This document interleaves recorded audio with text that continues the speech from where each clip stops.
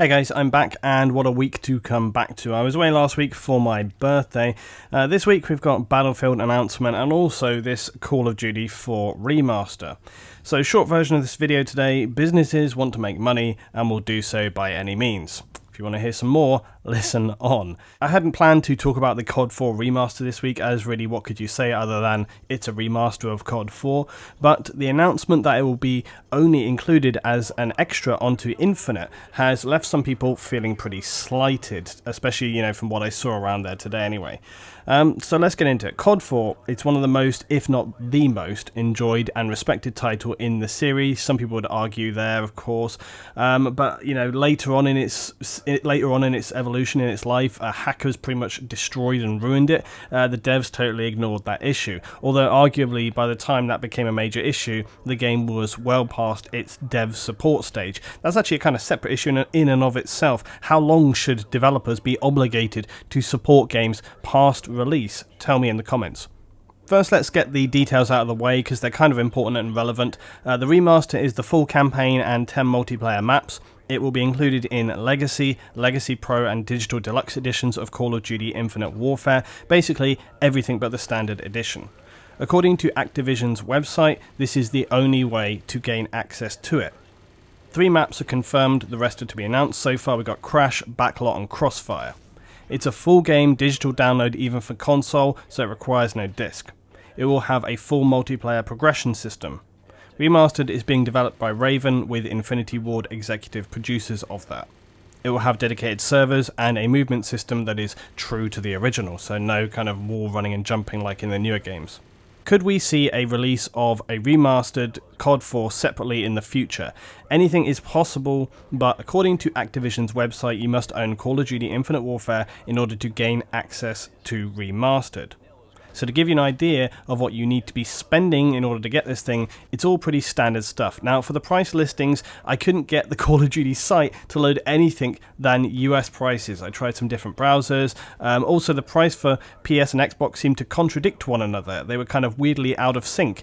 In short, the website is a bit of a mess. It's all over the place. I had even other people test it. I thought it was just me. They suffered the same issues. So their website's a bit of a disaster right now. PC prices were also, of course, unavailable, so I decided to use the Xbox price lists.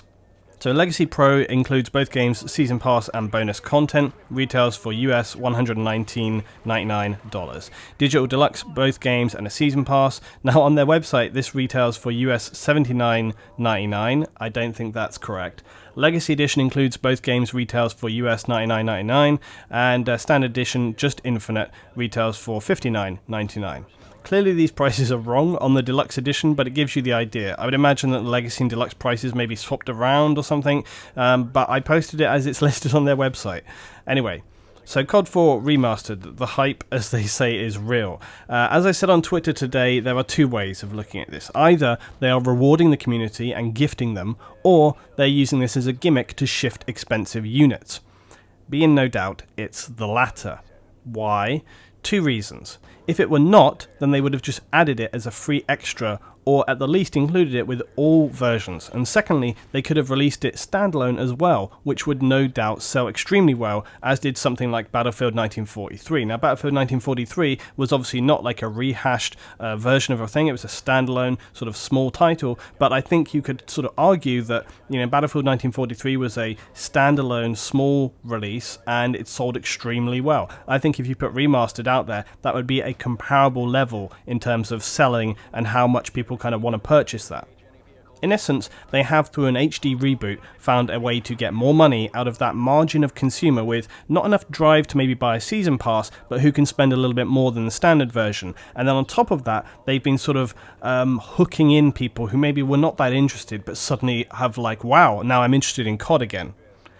I feel fairly confident, as do others, that later down the line it will also be available as a standalone release, just to squeeze those last milky drops of profit. The issue though is not with the fact that they would release it separately later, but that it's being used to leverage people's purchases right now.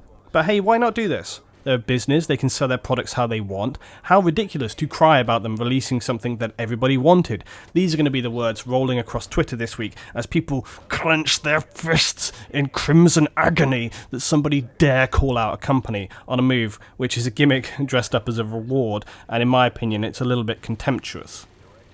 Let's flip that on its head though. If you want to be optimistic, this could be Infinity Ward making good on the fact that COD descended into a hacking, messing, cesspool nightmare, except that it's being developed by Raven. Although maybe that doesn't matter, because when you have such a good existing core game, what could possibly go wrong? I'm sure that they'll have learnt from the experiences in the past and made these games really airtight when it comes to hacking. So as not to completely invalidate people's experiences and purchases. When it comes to value, we have been over this so many times. Value is what you make of it. Some people won't blink at this and they're just going to shout, sign me up, but I would imagine a lot of people will stretch to buy or even perhaps consider a purchase they wouldn't have made just for the case of an added extra.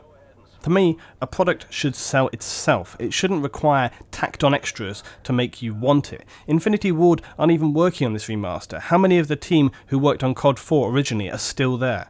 A game should sell on its own merit. Anything else should be a welcome bonus for sure. I think I would speculate that many people today are far more excited about the COD4 remaster than they are the astonishingly cliched narrative we saw showcased in Infinite. The fact that an added extra is overshadowing the main game highlights just why it's such an outrage they would package them together. Nobody in this day and age wants to buy a bundle. People want to have choice. That is why Netflix exists. We should stand up and tell developers and producers we won't be baited into purchases just for extras or lumbered into bundles that we don't want. We should stand and tell them we won't be pushed into purchases like this because of the awful precedent that it sets. Hey, our main release looks pretty mediocre, but remember the nostalgia of that game you loved? It's a smokescreen, and we should be offended they would think so little of us to try and bait people with nostalgia. Stand up and make your voice heard by not making the purchase. That's the only way to get the message across when the companies choose these lousy marketing tactics. I'm not saying do not purchase the remaster, but what I'm saying is wait and see if it comes out a month or so after the main release. That's definitely what I would do.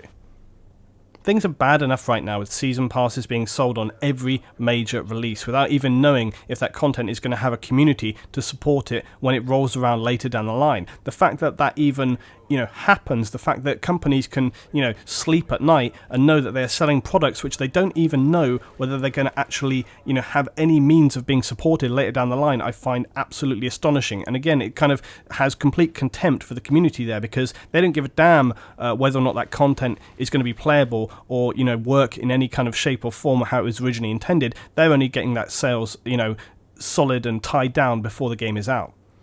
People should object to the way this remaster is packaged, not for its price, but for the fact that they could have chosen a different way. They could have put this out separately, or as part of all versions in the release, but they didn't. They decided on maximum profit over respect for the players. Yes, they're a business. Yes, they're out there to make a profit, but this is not some ordinary added extra of skins and guns or whatever. They know how much of a frenzy this would create. Some might call that smart marketing. I would call it exploitative. I've got no intention to purchase this game if it's on PC unless the remaster is going to be a standalone. Tell me your thoughts on this issue in the comments below. This is Luton.